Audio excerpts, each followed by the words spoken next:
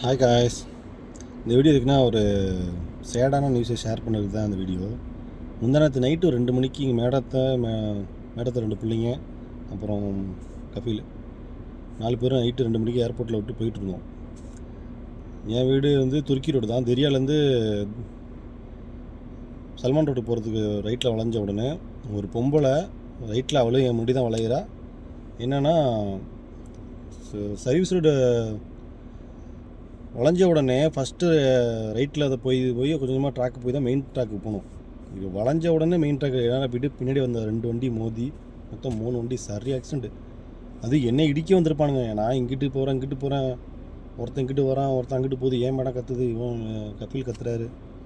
எப்படியோ நான் மேனேஜ் பண்ணி போயிட்டேன். அதுக்கப்புறம் என் மேடம் ரொம்ப சந்தோஷம், வண்டி நல்லா ஓட்டினேன்.